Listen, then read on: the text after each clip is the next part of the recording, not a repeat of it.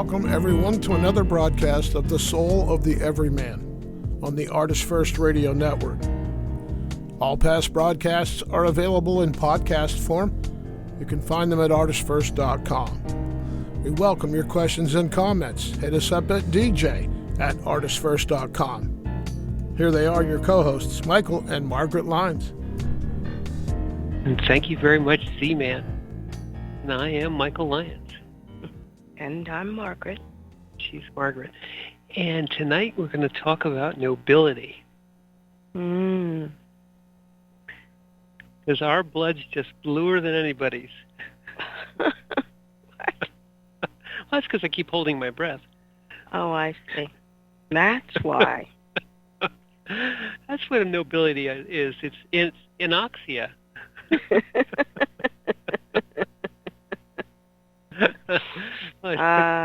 If Prince Charles has any evidence of that.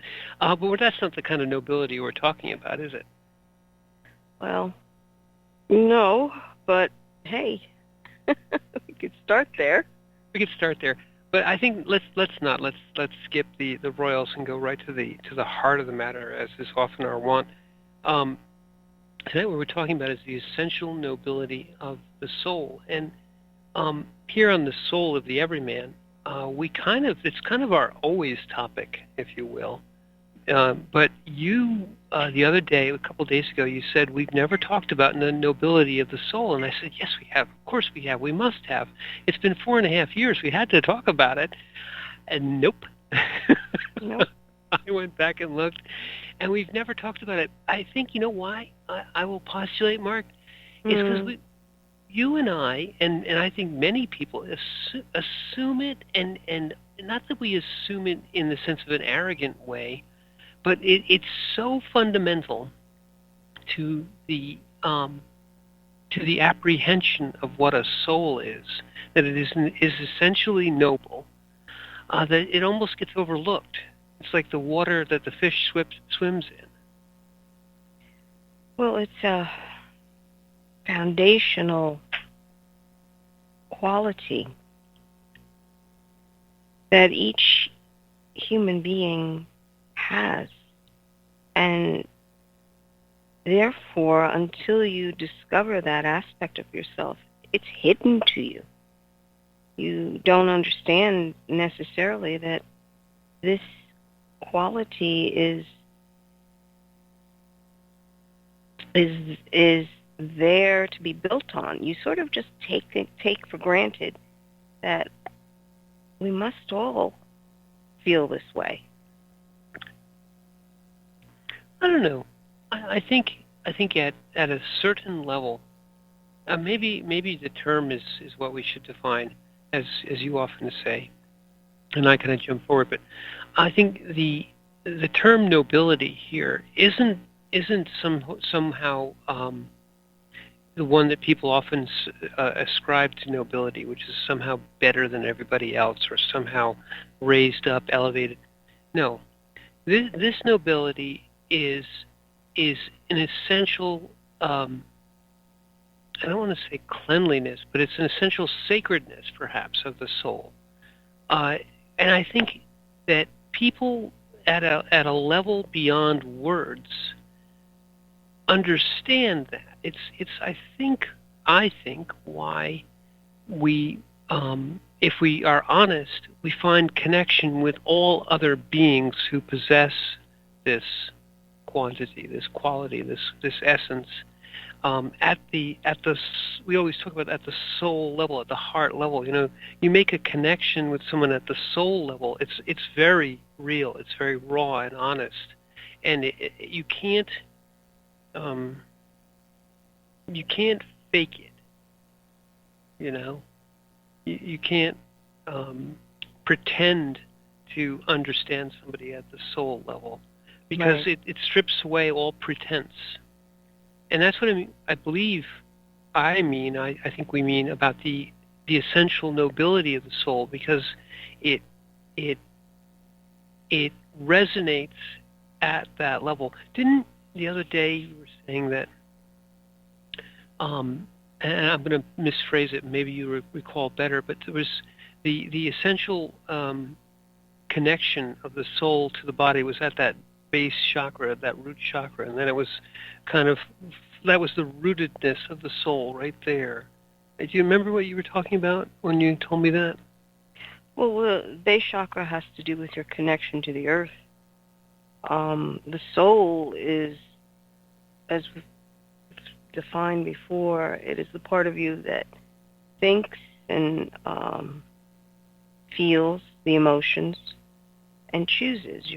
It's the will part, those three. But the seat of the soul is to be in the heart. To believe that it's rooted in just the survival chakra puts it into a level of just body as opposed to anything else. I agree, but it was something else. I'm probably just misremembering it. But in any case, I agree with you. The soul, certainly the purview of the soul is at the heart chakra. The incarnation, the body itself, the chakras, certainly the root into the earth. The soul inhabits all of the energy centers, and we connect the earth or creation to spirit through this incarnation, through this embodiment, and in this enfleshment of the soul. If you can look at your chakra levels or your energy centers as points through which your soul can focus through to do an interaction with the outside world, whether it is your environment or other people or handling situations, you can use each of the centers as a almost lens or focal point through which the soul can come through. And where that, or which one that is chosen, speaks a lot about where you happen to be at that point in your life.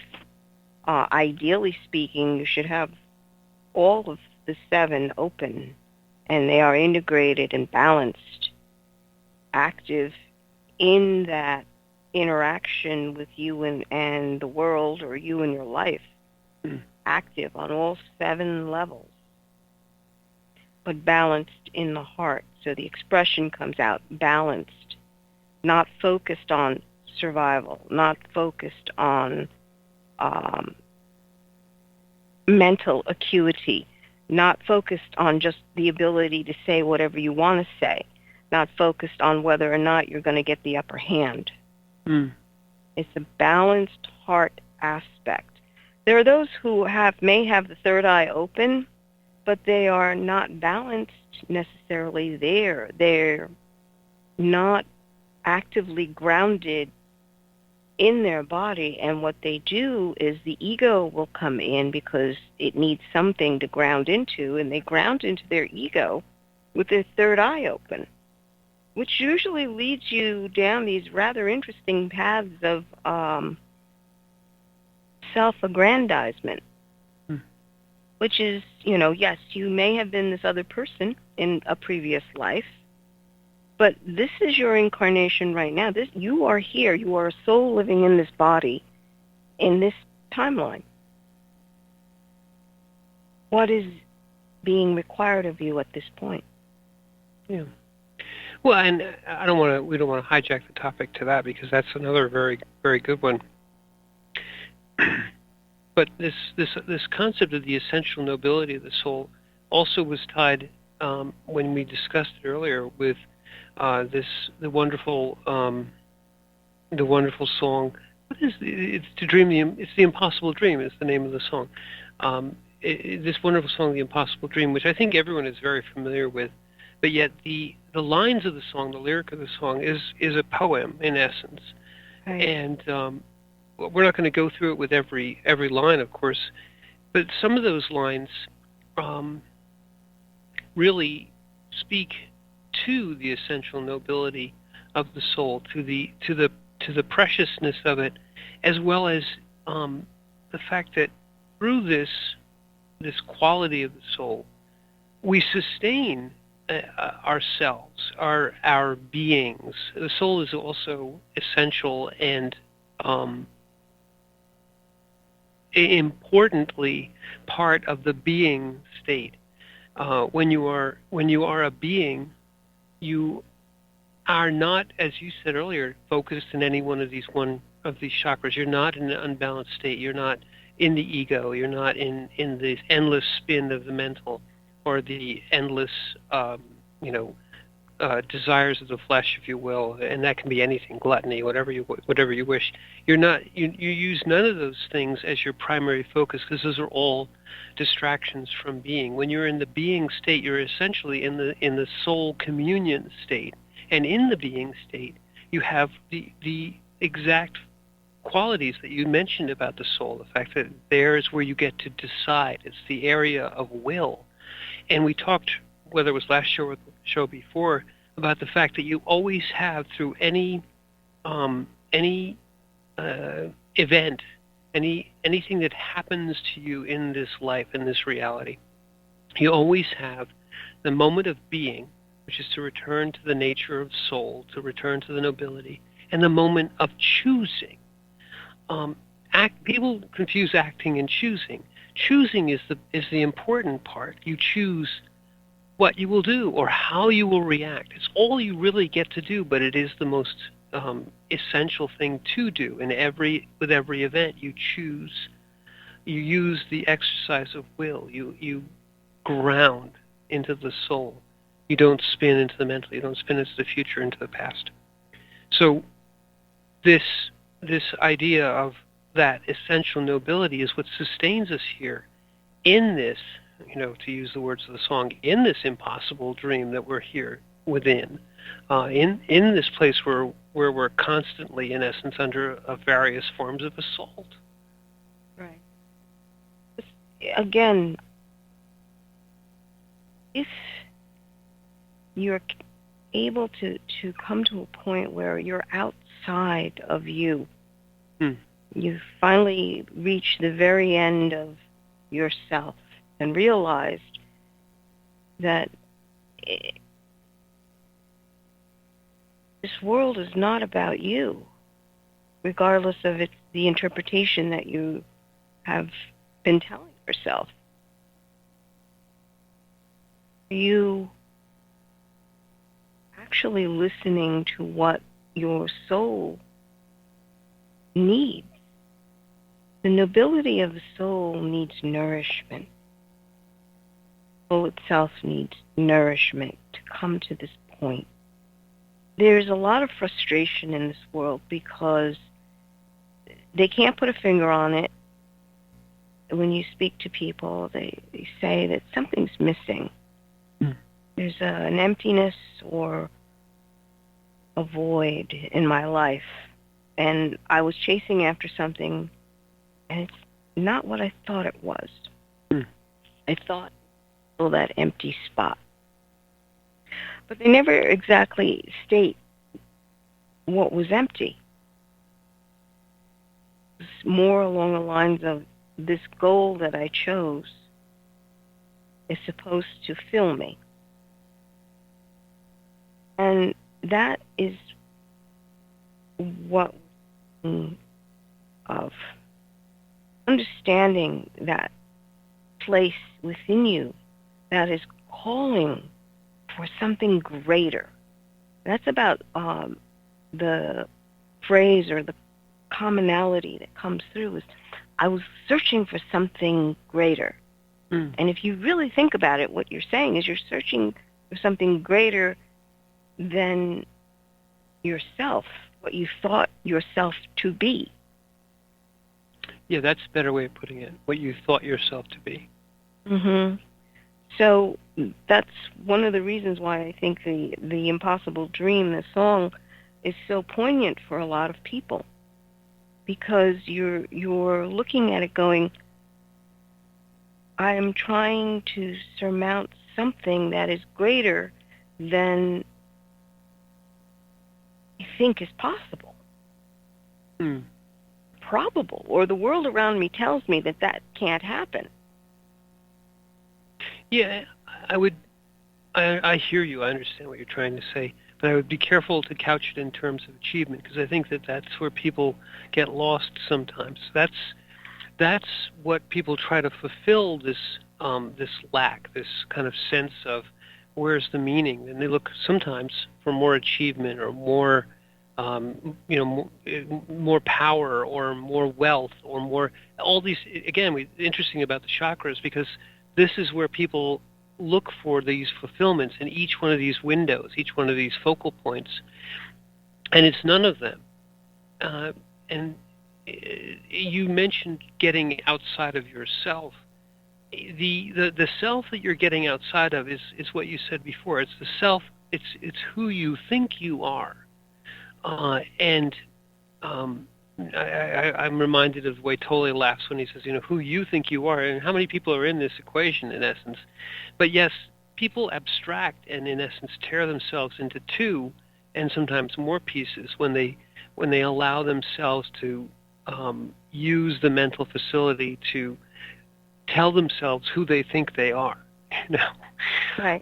And that, in one way, to go back to our topic, in one way, is a way of making the soul more ignoble, to remove nobility, or rather deny the nobility of the soul. You encapsulate, you insulate yourself from the nobility by the mental spin, by the, who I think I am, and then trying when it starts to peek through, when it starts to wear thin, and you say, well, this isn't fulfilling me. It's not nourishing the nobility, not nourishing the soul. So why not? Again, the mental loves to look for root causes and whys, and what can I do's, and where are the 7 steps to enlightenment, and all this other stuff. And you end up in this this kind of wall. You have to reach this wall and say, I have to go beyond what I think, what I think I am, and realize that yes, there is where the fulfillment lies. There's where when you get outside of this shell, this chimera that you created around yourself, and realize that no, the fulfillment is there. It's outside. It's in the being.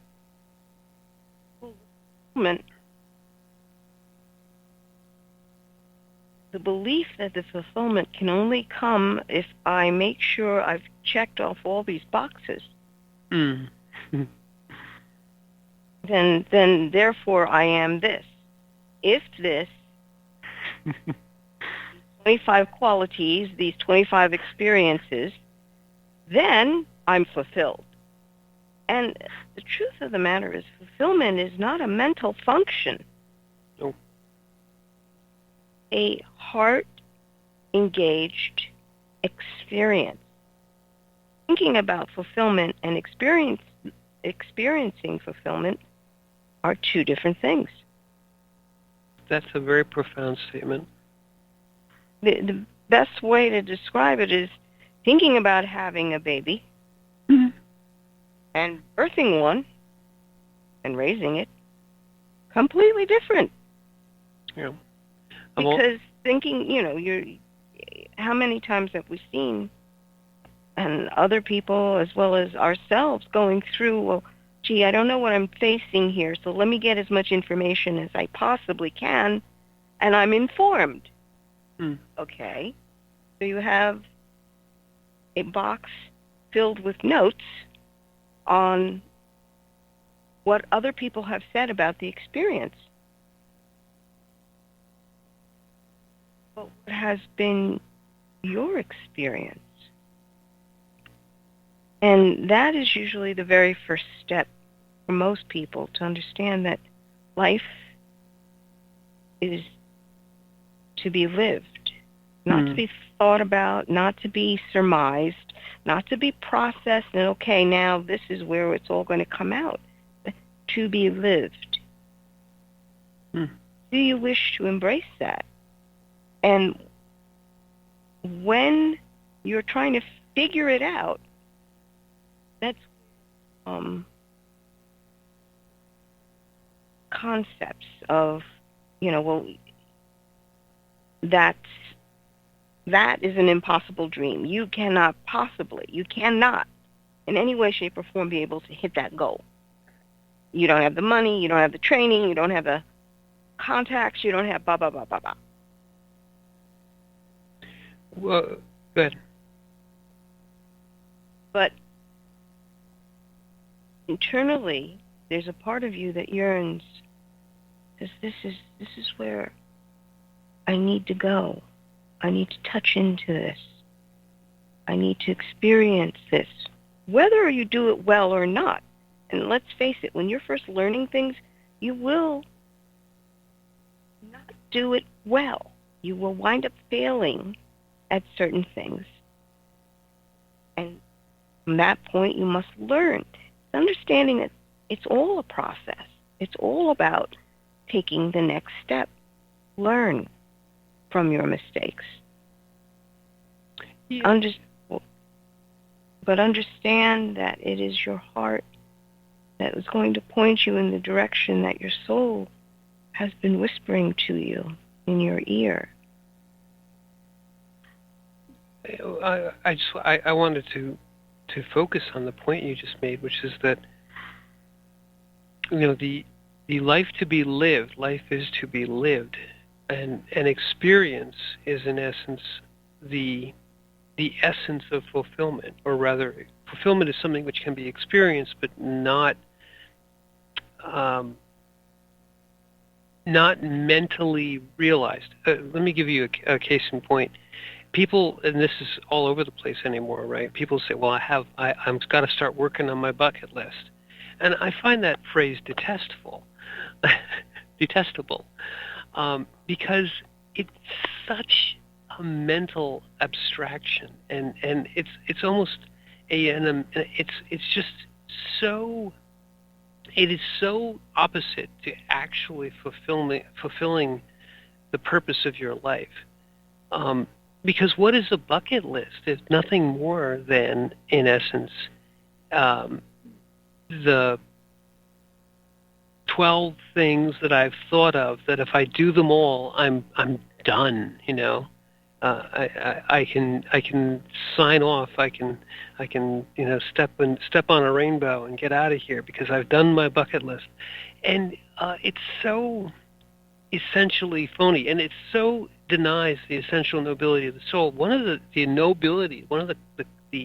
characteristics of the noble soul is that you really don't know to what you will be called, to what challenge you'll have to rise to.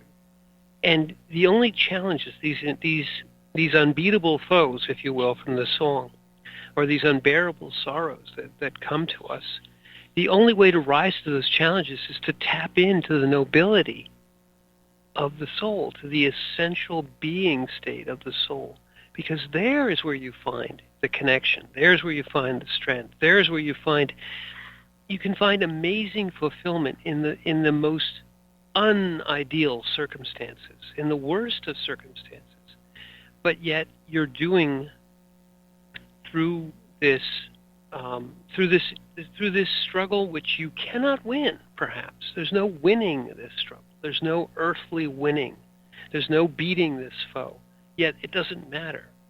The tapping into the essential nobility, in essence, responding to the challenge in the moment through the being state, is where you find the fulfillment, the experience of living life at that level, of truly experiencing things, not thinking about them or trying to get around them or avoid them or worrying about them or fretting over the past. All those, no. It's in the state when you're handed the impossible task, the unbeatable task, the unbearable sorrow. In those states, even in unbearable joy, if you will, but in those states is when you have to tap in at the heart level to the being state. Go outside yourself. Realize that none of what you thought you were matters at that point. all the things you thought you were, they're all just so much mental machinations. There's just so many scraps of paper in a bucket. Who cares? Well, if you're really at a point in where you're looking at it and there are no options left for you, Mm. the outside world is basically telling you, we've done it all, we can't help you. Yeah. For you in that moment.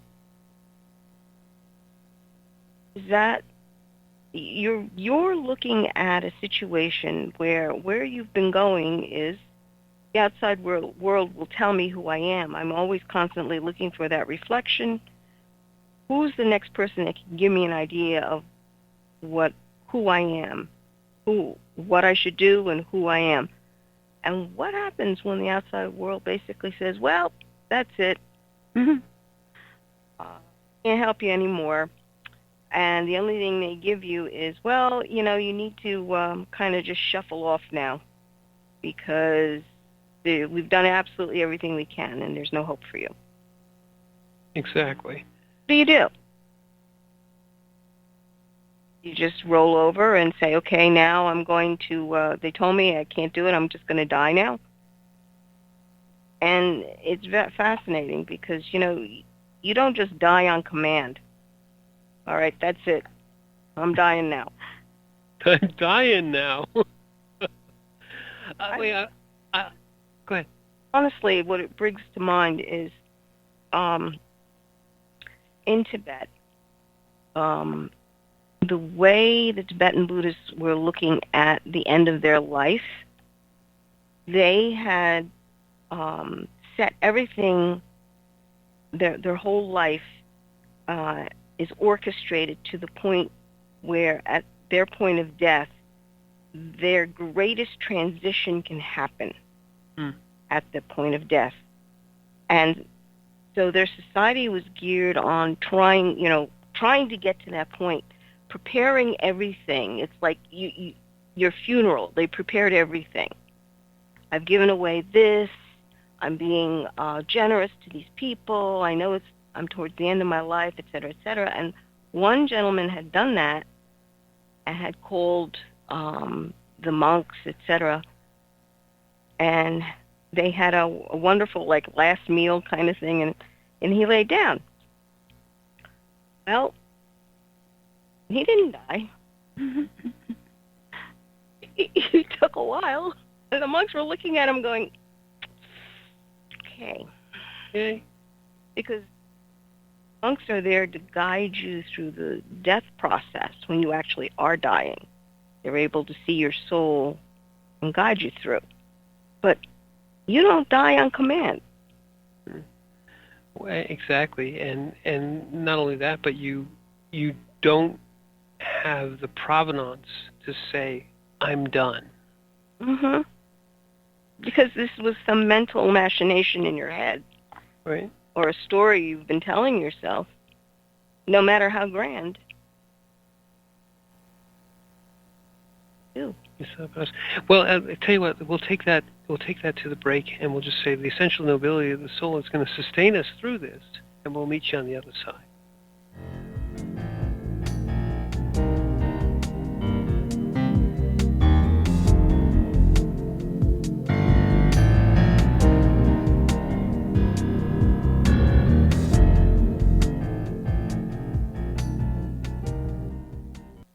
Rick Riordan fans, love mythology with plenty of action and humor? Destroyer's Blood is for you. The new fantasy novel by award-winning author Michael Lines is book 1 of the adventures of Devkalion, the Blood series. Follow Dev and his magic sword Betrayer as they are suddenly attacked and forced to return to Olympus to fight in a war they want no part in. The world of men and gods is about to be destroyed by Zeus's ancient foe, and only Dev and Trey can stop him. The conflict never stops, and the amazing twist will have you on the edge of your seat. Act now while the ebook is on sale for only 99 cents.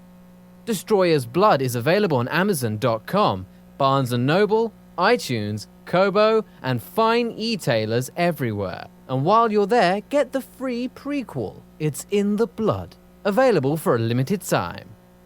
The wait is over. First Blood, Book 2 of the Blood series is out. Your favorite bad boy thief Dev is back, and the beautiful and deadly Trey is right there with him. She is sharp, sexy, and full of surprises. Their adventures continue as a new power arises to threaten the world. The heart of creation is under attack, and time is definitely not on their side as they battle against their enemies' undead hordes. Can they unlock the hidden power that can defeat him, or will his forces draw first blood? Get all 3 installments in the series. Book 0, It's in the Blood. Book 1, Destroyer's Blood, and the new release, Book 2, First Blood, today. Available in ebook and paperback format on Amazon, Kobo, Apple, and most other fine e-tailers. Hi, this is Hannah Ruth from the band Wild Hum. Check out our new Americana Soul CD, Wild Hum, at our website, wildhummusic.com. And you are listening to the ArtistFirst Radio Network. Thank you. There is a Reaper is the story of 5-year-old Christopher Aaron and his life-changing struggle with leukemia. Winner of both the Indie Brag Medallion as well as the reader's favorite silver medal for memoir, There is a Reaper has more than 100 Amazon book reviews and a 5-star rating. It has been described as life-changing, spiritual, a must-read. Just released on Audible and iTunes, this memoir is also available in paperback and on Amazon Kindle for only 99 cents. Get your copy of this life-changing memoir today. The Fat Man Gets Out of Bed is the latest book from Michael Lyons, the award-winning author of There is a Reaper. Featuring 13 original stories, this wide-ranging collection has everything. Forbidden love, gods versus demigods, weird invading aliens, sexy seductive artificial intelligence, and unusual passion between the living and the dead. All set amidst fantastic worlds of pain and loss and boundless joy. From the sublime to the macabre to the bittersweet, The Fat Man Gets Out of Bed will leave you breathless with laughter, brimming with tears, trembling with suspense. Available now on Amazon.com, Google Play, iTunes, Kobo, and fine e-tailers everywhere.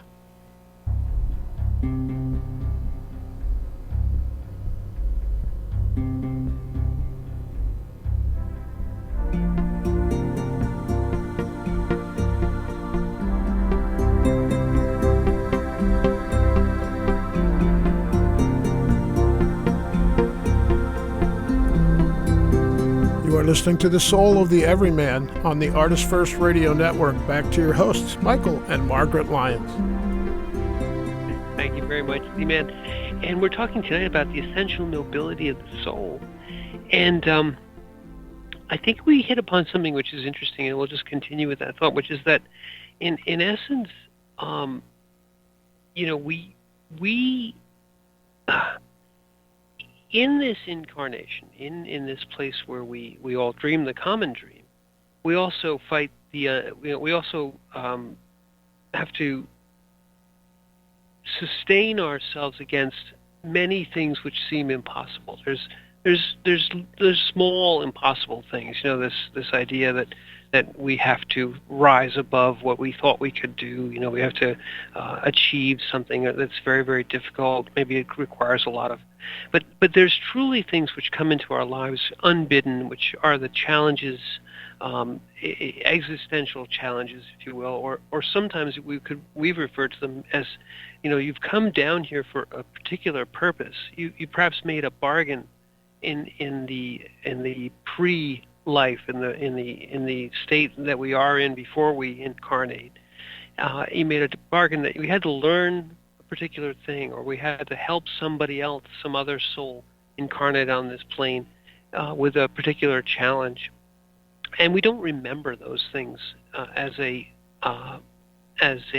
experience here. Those things are sort of wiped out or hidden from us during our time here, but yet they come, or something that we just don't have we don't think, and this is the mental spin, we don't think we could possibly do this thing. Oh, I could never do that is the phrase. Oh, I could never, that's so horrible, that's so terrible, that's so challenging, I could never do that. Yet, that we don't get to decide. We don't get to say, well, I've been a good boy, I've been a good girl, none of these bad things will happen to me. Something comes. And at that moment, you're taken out of yourself, and really what you're taken out of is your idea of who you thought you were. And what you're left with is the essential nobility of your soul, of your existence, the you that is vaster than who you thought you could ever be. And you have the one thing that being has. You have the ability to choose. Just because you're there doesn't mean that you won't try desperately to get back into the mental and desperately to hide from the challenge. That is a choice. Maybe not the right one, but it is a choice to deny, to hide, to try to evade, to try to get out of this any way possible. But truly you have that choice, and you can step into, at that moment, it's almost like a doorway. It's not necessarily a doorway that you wanted to go through, but you aren't given that choice. What you're given the choice is, here's the doorway. You're already there. Now what? And the only thing you will find that will actually sustain you at that moment is to go outside of yourself and into this part of you, which was always there: consciousness, existence, the soul, the being. And then, sustained by that, Right. Go forward. Well, sometimes the choices, when you look at it, are not what most people would consider a choice. Right. Yes. So you do this and you try to live, or you die. It's like, is that a choice? But where your choice lay is in your response. It is within you that the direction soul will take is indicated. It's your soul experience guides you on the quality of the experience that lay before you. In other words, do you drop into a bucket and give over to fear? Or do you look at it and say, doesn't seem to have a lot of options that I can take, but there's something. I hold on to hope. Understand there's something more that I may not be able to see just yet. I'm going to continue forward. May I stop you there for a second? I think that one phrase, holding on to hope, is already moving yourself into a place which is beyond the mental. Because people will come right back at you and say, it's hopeless. You're being a fool. Of course they will, because it's the mind aspect, the personality aspect that's coming at you that way, because they can't and they don't want to imagine a situation where the mental doesn't have any handholds. There's nothing to control. What do you mean you're giving me a situation where there's nothing that I can manipulate? Well, that's unacceptable. I won't hear it. So therefore, you shouldn't have any hope. You should go off somewhere and come out, get out of my line of sight so I don't even have to look at you anymore. Exactly. While you curl up in the corner and disintegrate because there was no hope for you. Right. And I don't think people realize that is the attitude that they give people. It may not be a conscious thing, but that is exactly how the mindset of the ego functions. Yeah. this is too ugly for my delicate ego.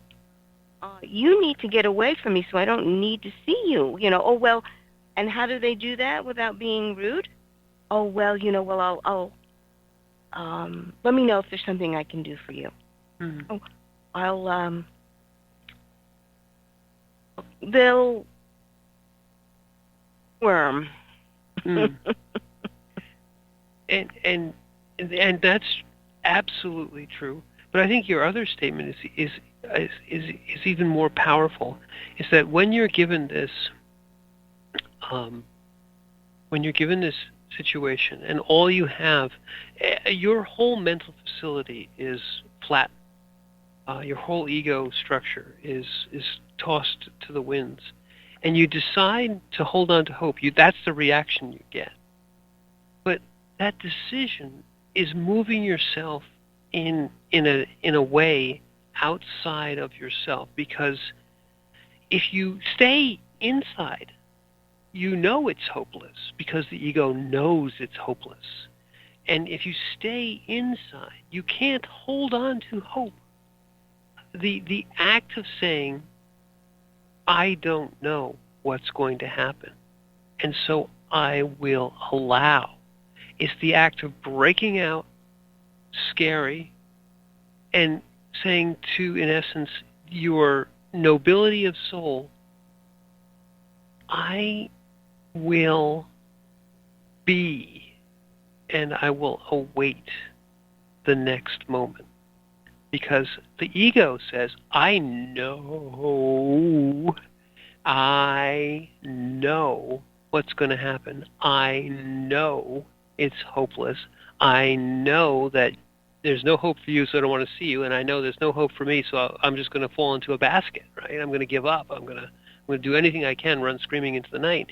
Because if you stay inside, so that act, that little word of I'm going to hold on to hope, is just saying, you can hear it cracking open, and the ego, running into its dark corner, and you standing there, in essence, in the nobility of soul, in the nakedness of being, and saying, I don't know, but I'm willing to wait and to be open. Yes. And to channel in the essence of me beyond me and see what happens. Well, it's admitting that the ego doesn't know everything. I'll say one phrase that come back from our experience with Chris. We're going to live anyway. I don't care what you say. I don't care what my ego says or any one of these other egos says. Well, guess what? We're going to live anyway. And they go, you can't do that. You don't have any hope, in essence. They don't want that scares them beyond belief. Usually there's no response. No, there's no. This is what I found. When people are looking at you, and they basically have thought about it and said, well, there's other venues you should try. The allopathic is nice, but there is the holistic side. You could use holistic medicine. I remember that one. Yeah. And I just looked at them like, you have no idea what you're talking about. That was the best that they came up with. Oh, well, it's all those chemicals that they have to use, in other words, the chemo, in order to take, you can use a more holistic approach. Mm-hmm. I just remember looking at that person and very just quietly saying, do you realize that leukemia is a blood cancer? And this particular one is attacking the bone marrow, which is pretty much where your immune system lay. So the cancer that he has is specific to the immune system. Holistic medicine depends on the immune system to fight off a cancerous body or a foreign body. Mm-hmm. What happens when itself is producing cells that it identifies as itself, but They're cancerous. Yeah. It was flatline. She couldn't get away from me or out of the room faster. Right. Because it's like you believe that somehow you've come up with a solution for me, because poor me, I'm trapped in this illusion of, what the large hospitals and pharmaceuticals, whatever. Oh, you're being Yes. manipulated that way. And you're looking like, have you even thought about what the heck you're saying to the mother of a child who's got...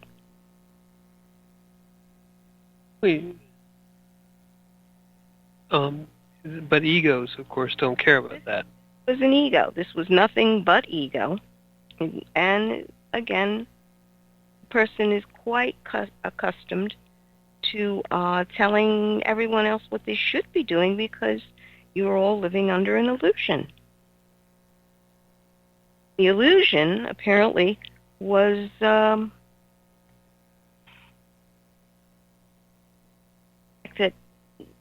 we don't see things the way you do. Well, yeah, I mean, that in specific, but in broad, when you... That's what you said before. In essence, the ego doesn't allow any room for hope, and that sounds a little weird, because it goes, of course I have hope. No, the ego has big, flashing red signs around hope. Hope is okay up until the point where the ego has decided that there is no hope. And the ego not only wants that, but it depends on the fact that it can decide, like you said before with the guy who lay down, when it's all over, when there's no more hope. I've considered every possibility. I've researched this to the nth degree. I've asked everybody I know. Every expert has weighed in, experts of experts, PhDs of PhDs, and there is no hope. Okay, move. The ego has spoken. It's like ex cathedra. It wants to do that. And then the minute you say, I hear you, I've heard every word you said, but I'm going to hope anyway, the ego wants to run screaming from the room, because you've broken its paradigm. And either it's going to get angry, you get anger, you get unreasonable, vein-popping anger, or you get runaway fear, because you've broken the paradigm. And well, if it's someone that you're supposed to listen to, you'll get the anger. Oh yeah. Oh my. Yes. Yeah. You will get the anger, because they are the experts in this particular field. I hate to say it, but you get this, well, you're wasting my time. I'm thinking to myself, you're wasting my breath by looking at you. You heard things like that, that in essence there is no hope. I can think of one particular doctor that I won't name, who basically was saying, well, there's nothing we can do. In essence, saying, why are you here? and I've forgiven them at this point, but the memory of it still holds an emotional charge, because we already knew that, and to say it in these kind of patronizing terms, well, there's nothing we can do. Well, you know what you can do? I thought to myself, and I didn't say what I thought you could do. But anyway. Yeah. Because, and it's interesting, because doctors are I won't say more prey to this, but they've been taught to play God at a very high level. Yeah, there are great ego God complexes in those particular egos, because they are at the forefront of their field. Yeah. Now, not every doctor is like that, but you certainly get the ones that basically feel that they have every right to dictate what need be done.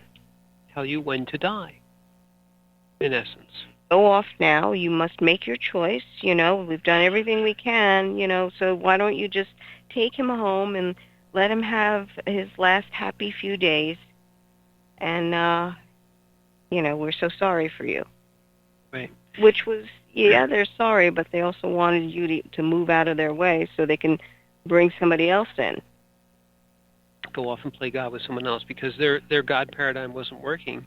And because their, whatever magic they were shaking over you couldn't work anymore, in their opinion, then they wanted you to vanish. Yeah. In the nicest way possible. Yes. And I don't want to call down, because these people, even the most ego-bound of them, were well-meaning people, but they had walled off the part of them.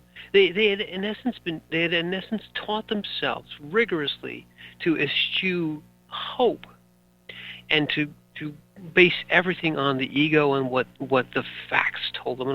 And this is fine. There's nothing wrong with the mental facility. There is nothing wrong. It is a wonderful thing to have an orderly, scientific mind.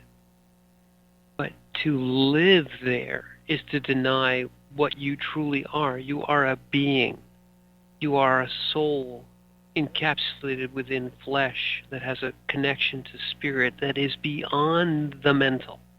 That is so far beyond the mental that good doctors, good scientists will say two things to you. We don't understand what consciousness is, and we don't know why and how and where life actually comes from. We don't know. It's not the collection of chemical processes, because you can take a brain and give it all the stimulus that it needs to quote unquote be alive, and it won't be. There's a piece that they don't understand. Good ones will tell you that. We don't really understand what consciousness is. We don't understand the NDEs when people are clinically dead, and yet they are conscious in some way that we don't understand. Well, because we're faster than that. Go ahead, sorry. Right. No, just that the soul they've been dead for a while. But when they come back, their brain it should have been mush at that point, but their brain functions fine. In fact, their bodies are functioning fine. How is that possible? And they bring back memories of this time when all the ego, the mental says, well, you can't do that. It's impossible. Well,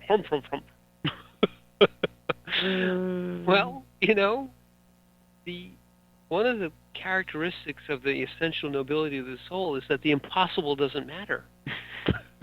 Pretty much. Well, gives a whole new meaning to that line in The Impossible Dream.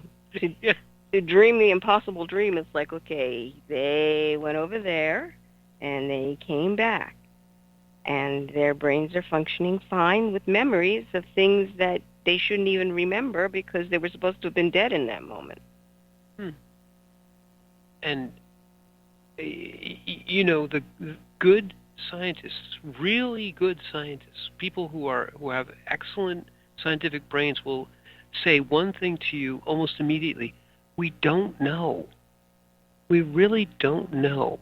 The ones who say we know, and this is just, we can explain it with this and that and the other. No, because that's not science anymore. Science is the art of not knowing and admitting that you don't know. Mm-hmm. Well, that aspect seems to go by the wayside when you're talking about popular science. Well, yes. Popular science, basically, all the facts are dictated by tallies of what people believe. No, we believe it this way. Well, I always mean anything. I always used to say popular science is an oxymoron. Exactly. Science is not popular. Ask Galileo. It's true. It's true. Anyway, we're going a little bit far afield. This song and others like it. The essential quality of the quixotic, of the quixotic, of Don Quixote, which is where this word comes from, is that he had no hope in the mental plane. He was literally, the phrase is, tilting at windmills. Yes. He was attempting to fight something which he in no way could defeat. Yet the truth of the essential Quixote is that it doesn't matter. In fact, it's almost essential that it be impossible on every mental, on every possible ego plane. It's impossible. You can't do it. No one has ever done it before. Everyone who's ever done it has failed. You're going to fail too. And you say, yes, you're right. It's impossible. I'm going to fail. And then you make them run away screaming by saying, but I'm going to do it anyway. And then they're happy to call you a fool. They're happy to persecute you. They're happy to do everything possible to make it even more impossible. And you still go on. And it just bugs the hell out of them. Well, when you come to it, when you realize that within your soul there is this movement, this thrust, this yearning to touch onto life, and really live. That's all you need really embrace, because impossible is not a word at that point. Right. But I think we've reached the impossible end of the show. So I am Michael Lyons. I am Margaret. And thank you for listening. Are we?